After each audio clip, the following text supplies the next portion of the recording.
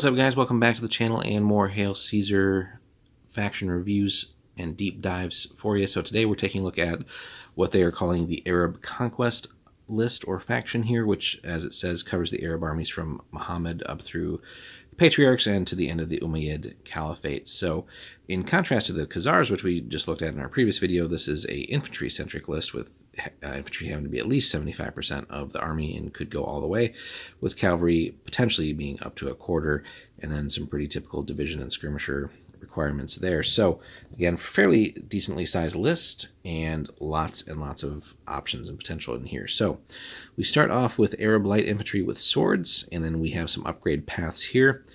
And again, light infantry profile, so we can give them double-handed swords for an extra point. It's not so bad. It does bump the clash up to a more respectable 6. And then if we wanted to make them fanatics, it's a pretty hefty cost there, especially investing a lot of points into light infantry. But they do gain fanatic and wild fighters as part of that. So that will be essentially the sort of standard unit that we'll have as far as the infantry goes. But we do have lots of other potential in this list to back that up with some more heavy-hitting things. So we have light infantry archers as a normal size unit, again starting at 20, and gives us our first true great long-range option here. And again, if we wanted to, we could make them fanatics as well. But again, for that pretty hefty 4-point cost, but you do get the 2 abilities there.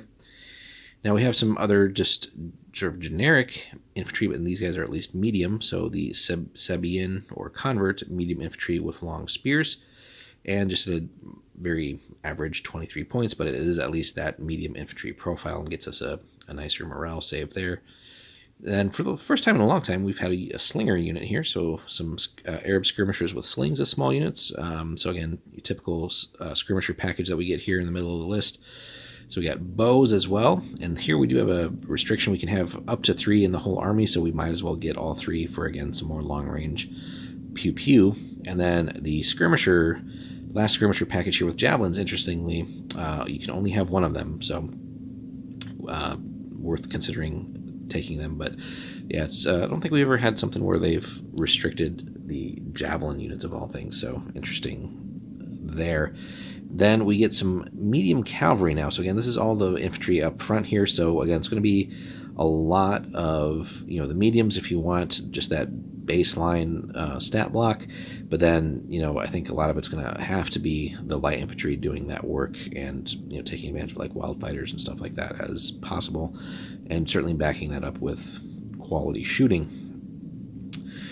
The cavalry, the Arab, Bedouin, or convert medium cavalry with spears, again, just pretty standard profile there, but that's one of our heavy hitters. So again, I do think it's worth investing in a little bit of cavalry, at least for the list, and not going all infantry. So we do have an upgrade here. So if we want, we can have the Arab or Bedouin medium cavalry gain feigned flight for 3 points, so does bump them up into that 30-point range, which is more the heavier territory as far as points go.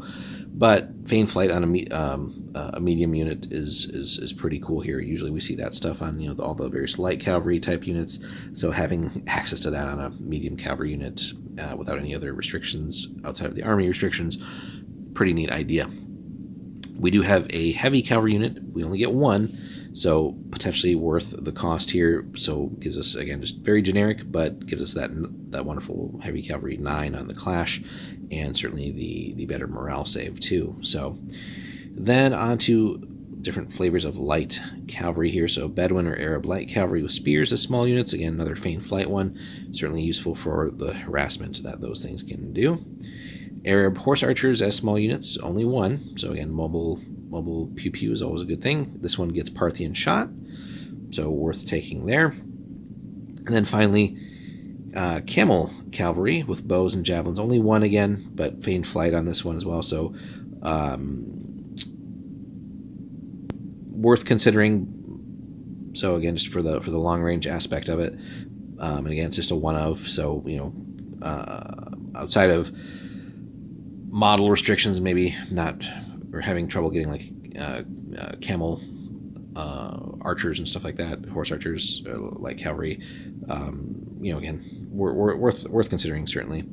And then just the whole thing is backed up with the standard leadership 8 across the board. So it's an interesting list and definitely stands out compared to a lot of the stuff we've looked at lately. So, here the focus is going to be more, again, towards those light infantry, doing a lot of the work and taking advantage of wild fighters and the fanaticism aspect, but backed up with some interesting, again, restrictions on the skirmisher side. We have some hard unit maximums here, the 3 archers and the 1 javelin if we want to go that route. We do have slings for the first time in a long time again, so that's interesting. So pretty decent overall amount of long-range firepower, not as heavy as the Khazars that we just looked at though.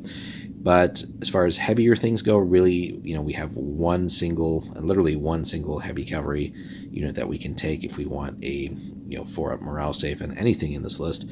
So it's going to be one where you're definitely going to have to play smart to take advantage of what this army can do, because it's definitely going to be a little bit more of a glass cannon.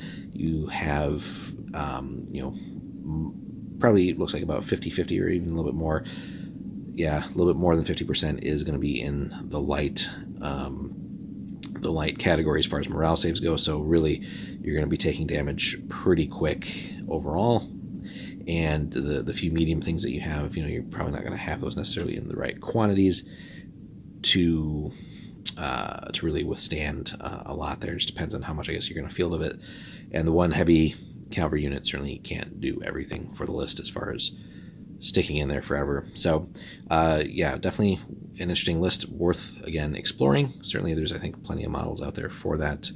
But not overly concerned with defense on this list, so not a lot of staying power. So you're going to have to maximize every last opportunity you get and just put that work in and hopefully not get caught by any of the other maybe superior things that you'll come across on the other side of the table, depending on who and what you're playing against.